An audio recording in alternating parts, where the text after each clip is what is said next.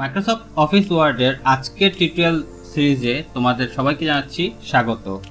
আজকে আমরা দেখব কিভাবে টেক্সট হাইলাইট করতে হয়, কিভাবে আমাদের লেখার কেসগুলোকে চেঞ্জ করতে হয়, কপি পেস্ট কিভাবে করতে হয়, কিভাবে ভুল শব্দগুলোকে স্পেল অ্যান্ড গ্রামার চেকিং এর মাধ্যমে চেক করা যায়, প্যারাগ্রাফ ফরম্যাটিং কি বা কিভাবে করা হয় এবং আমাদের লেখার মাঝখানে কতটুকু স্পেস থাকবে সেটা আমরা কিভাবে আইডেন্টিফাই করতে পারি বা ডিক্লেয়ার করে দিতে পারি সেটিও আমরা এই ভিডিওতে দেখব।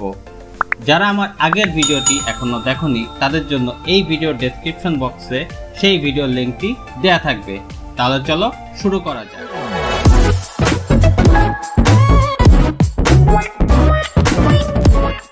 গত পর্বে আমরা এই লেখাটি লিখেছিলাম, Dhaka is the capital of Bangladesh. এবার এই লেখাটির বাংলাদেশ যেহেতু একটা দেশের নাম, আমরা চাচ্ছি যে বাংলাদেশ লেখাটিকে আমরা হাইলাইট করে তুলব। তাহলে সেই বাংলাদেশ লেখাটিকে সিলেকশন করে, আমরা আগের ভিডিওতে দেখেছি কিভাবে সিলেকশন করতে হয়। তো বাংলাদেশ লেখাটিকে সিলেকশন করে এই ফন্ট সাবমেনুর মধ্যে একটি হাইলাইট অপশন আছে, টেক্সট হাইলাইট কালার। আমরা ইচ্ছা করলে এই হাইলাইটের কালারটি যে কোনো কালারে করতে পারি। সো ন্যাচারালি এটা থাকে হলুদ কালারের। সো আমরা এই লেখাকে হাইলাইট করে দিলাম, Dhaka is the capital of Bangladesh. এবার এই বাংলাদেশ কথাটি যেহেতু আমাদের দেশের নাম, আমি চাচ্ছি যে দেশের নাম সম্পূর্ণ ওয়ার্ডটি বড় হাতের অক্ষরে হবে, মানে আমার কেসটা হবে সব ক্যাপিটাল ওয়ার্ড। সেই কারণে আমরা আবার বাংলাদেশ সিলেক্ট করব। সিলেক্ট করার পর ফন্ট সাবমেনুর হাইলাইটের ঠিক উপরে আরেকটি অপশন দেখা যাবে, চেঞ্জ কেস। এই চেঞ্জ কেসে যে আমাদের সবগুলোকে দিতে হবে আপার কেস। আপার কেস দেওয়ার সাথে সাথে আমরা দেখব যে আমাদের বাংলাদেশ লেখাটি যেটি আমরা লিখেছিলাম সেটি সম্পূর্ণ ক্যাপিটাল অক্ষরে হয়ে গেছে। এবার আমরা লেখাটি পুরোটিকে সিলেক্ট করি। কিবোর্ড থেকে সিলেক্ট করার জন্য শর্টকাট হচ্ছে Ctrl+A। পুরোটিকে সিলেক্ট করার পর আমরা এই লেখাটিকে কপি করব। কপি করার জন্য মাউসের রাইট বাটন থেকে কপি, অথবা কিবোর্ড থেকে Ctrl+C কপি। এবার আমি এই লেখাটি কয়েকবার পেস্ট করব। পেস্ট করার জন্য মাউসের রাইট বাটন থেকে এই যে পেস্ট অপশন আছে, কিপ টেক্সট অনলি, অথবা আমার কিপ সোর্স ফরম্যাটিং, আমি আমার লেখাটি যেভাবে আছে হয়তো আমি সেভাবেও করতে পারি, অথবা আমার লেখাটিকে আমি শুধুমাত্র একটা টেক্সটের মতো করে কপি পেস্ট করতে পারি। সেক্ষেত্রে আমি আমার সোর্স যেভাবে আছে আমি সেভাবেই পেস্ট করতে চাই। এই কারণে প্রথমটি পেস্ট অপশন আমরা চুজ করব। এটি কিবোর্ডের মাধ্যমে পেস্ট করার জন্য আমাদের চাপতে হবে Ctrl+V। আমি অনেকগুলো কপি পেস্ট করে নিলাম। এবার আমরা চাচ্ছি যে এই লেখাগুলোর ফরম্যাটিংটা ঠিক লাগছে না, মানে ফরম্যাটিংগুলো লেখাগুলো আমার সব বাঁ দিক থেকে শুরু হয়েছে এবং মিডল থেকে একটু দূরে গিয়ে শেষ হয়েছে।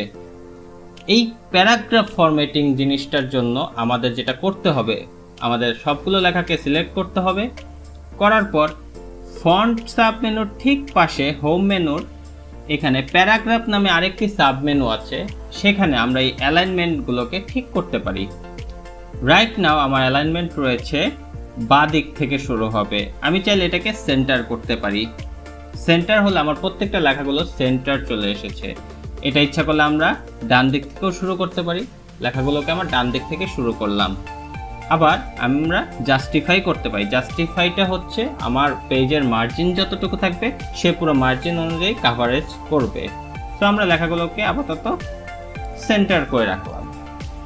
আচ্ছা, এবার আমরা দেখলাম যে এই যে বাংলাদেশ লেখাটা যেটা আমাদের হাইলাইট করা আছে এবং যেটা আমাদের পুরোটা ক্যাপিটাল সাইজ, এই বাংলাদেশ লেখাগুলা বা এই লাইনগুলোর মাঝখানের গ্যাপটা একটু কম কম মনে হচ্ছে, কারণ বাংলাদেশ লেখাগুলো একটু বেশি হিজিবিজির মতো লাগতেছে। সো এই কারণে আমরা যেটা করতে পারি, আমাদের এই লাইনগুলোর মাঝখানে আমরা গ্যাপটা বাড়াইতে পারি। বাড়ানোর সিস্টেমটা কি, আমরা আবার Ctrl+A দেব, সিলেক্ট করব। প্যারাগ্রাফ সাবমেনুর অ্যালাইনমেন্টের ঠিক পাশে লাইন অ্যান্ড প্যারাগ্রাফ স্পেসিং নামে একটি অপশন আছে, সেই স্পেসিং অপশনে আমরা ক্লিক করব। ক্লিক করলে আমরা বিভিন্ন ধরনের প্যারামিটার দেখতে পারবো, 1.0, 1.15, 1.5। এগুলো হচ্ছে এক একটা গ্যাপের স্টাইল, আমরা যদি 1 পয়েন্ট দেই, দেখো গ্যাপ কতটুকু বাড়লো, 1.5 দেই, আরেকটু গ্যাপ হচ্ছে লাইনগুলোর মাঝখানে। আমরা যদি 2 পয়েন্ট দিই, আরেকটু গ্যাপ বাড়ছে। আমরা 2 পয়েন্টই দিলাম, দেখতে ভালো লাগতেছে। এটাই হচ্ছে আমাদের লাইন অ্যান্ড প্যারাগ্রাফ স্পেসিং এর কাজ। এবার আমি ভুল করি, ক্যাপিটাল বানানগুলোতে আমি প্রত্যেকটা থেকে আই উঠিয়ে দিলাম, যে আমার ক্যাপিটাল বানানগুলো সাপোজ ভুল, কয়টা করলেই হবে। এখন মাইক্রোসফট ওয়ার্ডে বাই ডিফল্ট যে সমস্ত ওয়ার্ডগুলো পরিচিত ওয়ার্ড বা নন ওয়ার্ড, সেগুলো যদি ভুল থাকে তাহলে অবশ্যই মাইক্রোসফট ওয়ার্ড তাদের নিচে লাল কালারের আন্ডারলাইন দেখাবে। এখন এতগুলো ওয়ার্ড কিভাবে আমি ঠিক করব, এভাবে ঠিক করা, খুঁজে বের করা, ঠিক করা, এইটা আসলে খুব সময় সাপেক্ষ ব্যাপার। এই কারণে মাইক্রোসফট ওয়ার্ডে by default spell and grammar checking নামে একটা অপশন আছে। তার জন্য তোমাকে যেতে হবে রিভিউ মেনুতে যাওয়ার পর স্পেলিং অ্যান্ড গ্রামার বাম পাশে ঠিক কোণায় এবং কিবোর্ড থেকে ফাংশন 7 বা F7 অপশনটি ক্লিক করতে হবে। এটাতে ক্লিক করার সাথে সাথেই তোমরা দেখবে ডান পাশে একটি অপশন আছে স্পেলিং।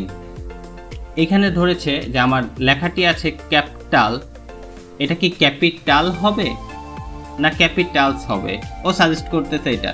সো আমরা ক্যাপিটাল হবে, তাহলে আমরা ক্যাপিটাল দিলাম। দেখো নিচের লেখাটা চেঞ্জ হয়ে গেছে, ক্যাপিটাল হয়ে গেছে। এবার যদি আমরা চেঞ্জ অল, আরেকটা চেঞ্জ করি, সিম্পল একটা চেঞ্জ, দেখো আরেকটা লেখা চেঞ্জ হয়ে গেছে। সো এবার যদি আমরা সবগুলো চেঞ্জ করতে চাই, তাহলে চেঞ্জ অল ক্লিক করলে আমাদের প্রত্যেকটা ক্যাপিটাল যে ভুল ওয়ার্ডটি ছিল বা স্পেলিং মিস্টেকের যেই অপশনটি ছিল, সেই অপশনের মাধ্যমে আমরা ভুল ওয়ার্ডগুলোকে সঠিক ওয়ার্ডে করে নিলাম। এটি হচ্ছে আমাদের লাইন অ্যান্ড স্পেলিং গ্রামার চেকের অপশন। আজ এই পর্যন্তই, দেখা হবে আমাদের পরবর্তী ভিডিওতে।